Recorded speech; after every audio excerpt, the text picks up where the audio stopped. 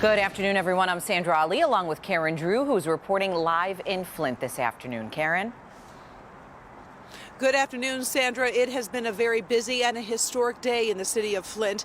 As we were standing outside of the Genesee County Jail, some residents came up to us and basically said, wow, we are seeing justice. Someone is being held accountable. This is a story that has been woven through this community over the course of many years, starting with who made what decisions, when did they make them, and what did they know. In the end, 41 charges have been handed down. 9 people face those charges. Let's take a look. 9 people now facing criminal charges connected to their actions or inaction in connection to the Flint water crisis.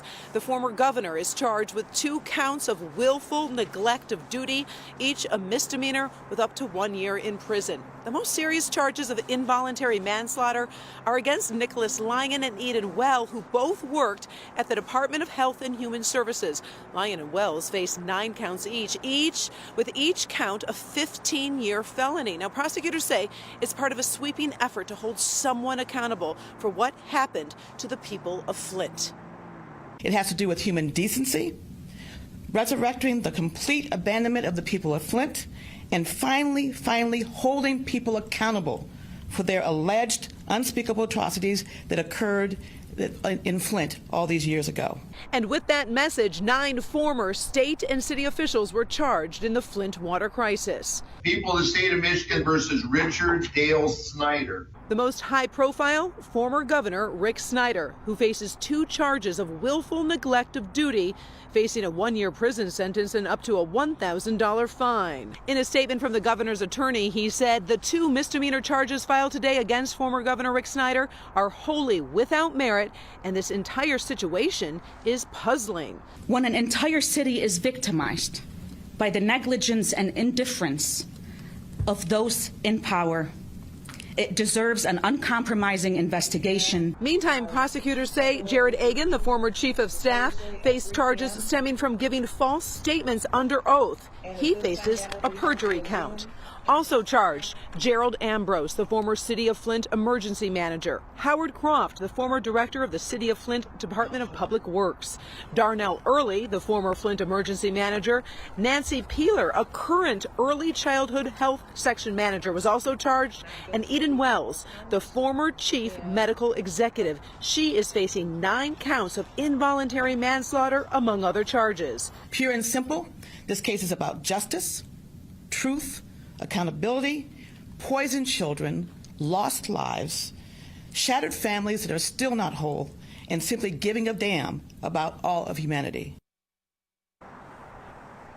So the question is, how strong of a case does the state have? Well, the state feels that they have spent years collecting this evidence through dozens of search warrants. They say they have millions of documents and basically said no one was targeted unfairly. No one got a free pass. They feel strong about this case and are ready to move on. Now, coming up at 5, I'll talk a little bit about what some of the defendants are saying about these charges. They think it's a little bit more of a political move and don't feel like the evidence is that strong. But let's step away right now from the evidence, from the defendants, and get to the real story. The people here in Flint. I'd like to send it over to Hank Winchester. I know you have spent years coming up here, meeting these families, seeing what they have been going through. And today is a little bit of justice, but I know much more needs to be done.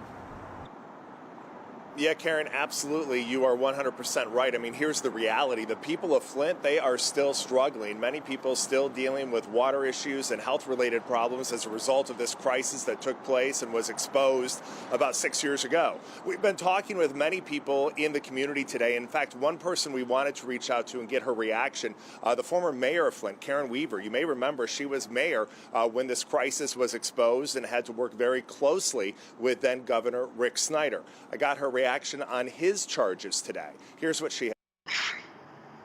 You know, this has taken so long, and we've been waiting for accountability. It's a step, but it wasn't what we expected. We really expected the former governor to be hit much harder and to be held accountable in his role. Back out here live, and you hear that from a lot of people today. They are happy, as you mentioned, Karen, that there is now justice so many years after this problem was first exposed, but they're also concerned and questioning some of the charges that were handed down today, specifically the charges that Rick Snyder is now facing. Some say that Nessel, Worthy, and the prosecution team just simply did not go far enough. We're live here tonight in Flint. Karen, back to you. Hank, and I know you've been talking to a lot of the families today, and we did hear that reoccurring theme. People were happy there was progress made, but not necessarily satisfied. I assume that's what many people are echoing? Karen, what I'm hearing is that people are glad that these charges came down, but the people that I've talked to really felt like the charges against the governor were a slap on the wrist. And Karen Weaver herself was hoping for a manslaughter charge, and I don't think she's alone. You're going to hear much more from Karen Weaver and also the key players here in the city of Flint starting at 5 o'clock. Back to you. All right, we look forward to that, Hank. We appreciate that report. And of course, I'll be back at 5 with more on these developments here in Flint, getting reaction from some of the defendants. Continue. Meantime, we're going to send it back to the studio to you, Sandra. All right. Thank you so much, Karen.